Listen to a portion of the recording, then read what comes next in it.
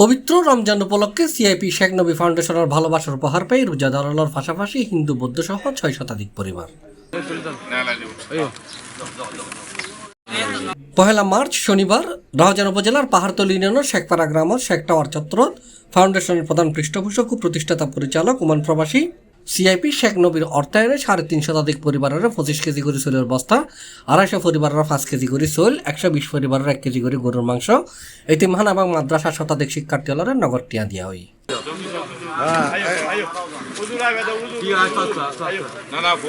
এদিন সকাল 10টার আলেম হাফেজ এবং হেফজেখানা শিক্ষার্থীদের সাথে লইরে এই চাল, মাংস এবং টিয়া বিতরণ কর্মসূচির সূচনা করে সিআইপি শেখ নবী।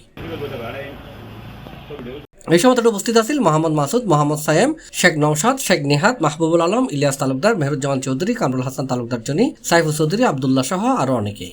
এটা দেশ ও জাতির শান্তি সমৃদ্ধি কামনায় মোনাজাত গুজি মাওলানা বশিরউদ্দিন আহমদী। উল্লেখ্য, শেখ সিআইপি ফাউন্ডেশনের পক্ষত্বন বিগত 1 দশক ধরে রমজান ইফতার সামগ্রী বিতরণ, অসহায় দুস্থলের আর্থিক সহায়তা, বিয়ে, শিক্ষা, চিকিৎসা সহায়তা প্রদান, জনসেবামূলক সরকারি প্রতিষ্ঠানত অনুদান দিয়াইর। এছাড়াও বিগত করোনাকালীন সমর্থন শুরু করি প্রত্যেক বছর রমজান ছাড়াও দুর্যোগকালীন সমন্বয়ে মানুষের মাঝে সেলের বস্তা বিতরণ করিয়াই এই ফাউন্ডেশন প্রতি বছর নিয়ে এই বছরও পরিবারের কি চল 2000 পরিবারের মধ্যে ধরো 350 বস্তা হয়ে চল 25 কেজি করে, আবার 5 কেজি করে ওই 250 বস্তা। আর গরুর মাংস দিদি ধরো যারা 118 ফ্যামিলির 2000 দেখি গরুর মাংস 1 কেজি করে, যেটা যারা এটা আর স্থানীয় বহুত গরিব বল আছে কারণ জিনিস হইতে বড় বড় ম্যাচ জান দেয়, 10 লাখ টাকা খরচ করি ম্যাচ জান দেয়। বহুত জনে রিক্সা চালায়, সিএনজি চালায়, তারা কি গরুর মাংস না পায়।